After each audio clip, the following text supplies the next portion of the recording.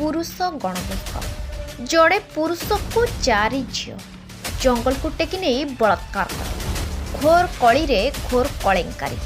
कान उठिला दिनरू एमिति खबर आपण शुणी नथिले। पुरुष दुष्कर्म भली पाप करे दंड पाए।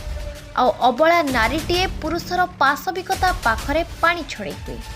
किंतु एभली घटनाटी संपूर्ण ओलटा। एठी नारी नुहे पुरुषटीए बलात्कार शिकार होईछि। ताहा पुणी गण बलात्कार।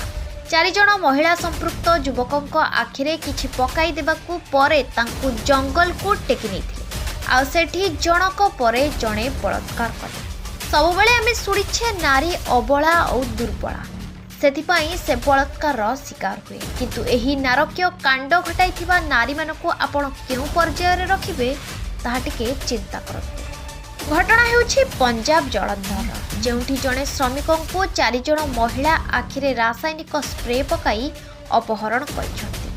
तापरे जंगल रे दुष्कर्म कले। मनपुरी जिबा परे युवकों को एक निछाटिया स्थान रे फिंगी चली जाइथिले। जातीय गणमाध्यम तथ्य मुताबक युवक जनक निज काम सारी फेरुथिबा बेले एही कांड घटिछि।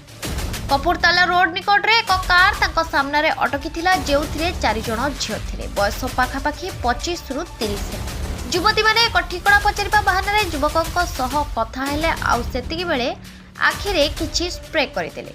युवक घटनास्थल रे मूर्छा गले। युवती माने तांको कार रे अपहरण करी निछाटिया जंगल भीतर को टेकिनी जनक परे जड़े बलात्कार कले।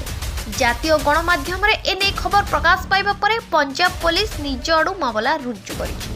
तदंत आरंभ होइछि।